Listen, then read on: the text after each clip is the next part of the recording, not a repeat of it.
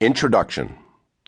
If you're a retired guy or are approaching retirement or are simply thinking ahead to your senior years, then this book is for you.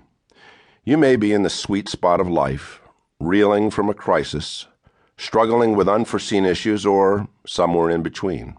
Whatever the case, my guess is that you've given life your all, have tried to make an impact as a husband, father, colleague, and friend, and are hoping for an even better endgame. Only there's a problem. You can't quite define it, but it gnaws at you. You're dissatisfied. You have questions. Will this tour through the years end the way you planned? Is each day filled with too much routine and too little substance? Is there more to life than this? Are you missing something?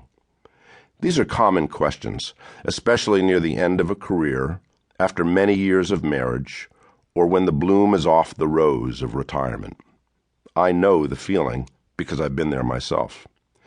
It was questions like these that launched me on an amazing journey, one that placed me in the center of a movement of 1,000 men in Southwest Florida, guys who now meet weekly in small groups to discuss meaning in retirement challenges and opportunities.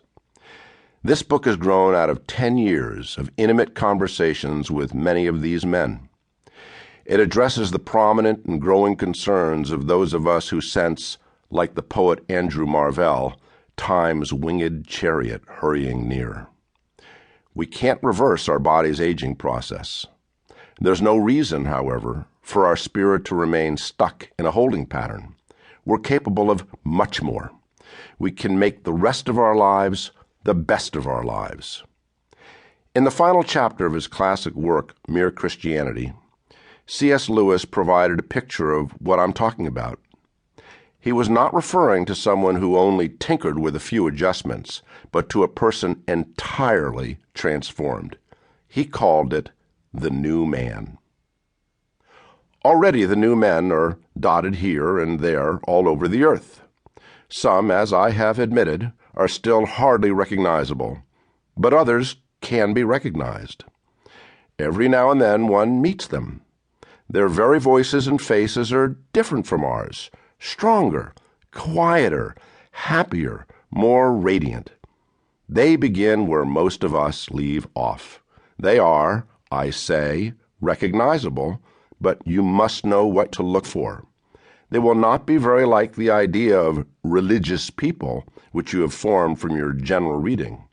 They do not draw attention to themselves. You tend to think you are being kind to them when they are really being kind to you. They love you more than other men do, but they need you less. They will usually seem to have a lot of time. You will wonder where it comes from.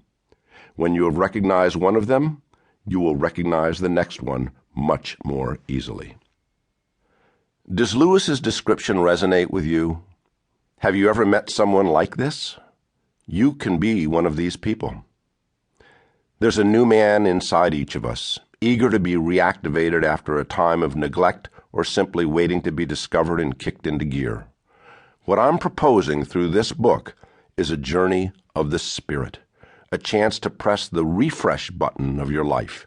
It's not too late.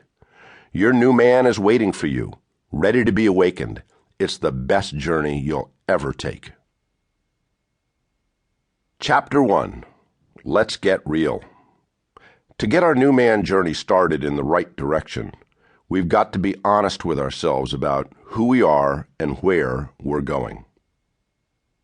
All journeys begin somewhere. Was there ever a time in your life when you had the urge to just pick up and go? Try something completely new?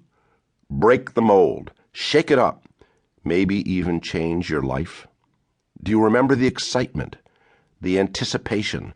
Those great feelings are usually the domain of youth, but they don't need to be. As we get older, the circumstances of our lives may limit our physical explorations, but those inner longings have no such constraints. These aspirations ignite journeys of the heart and spirit. We're here at the beginning of what will be one of those journeys.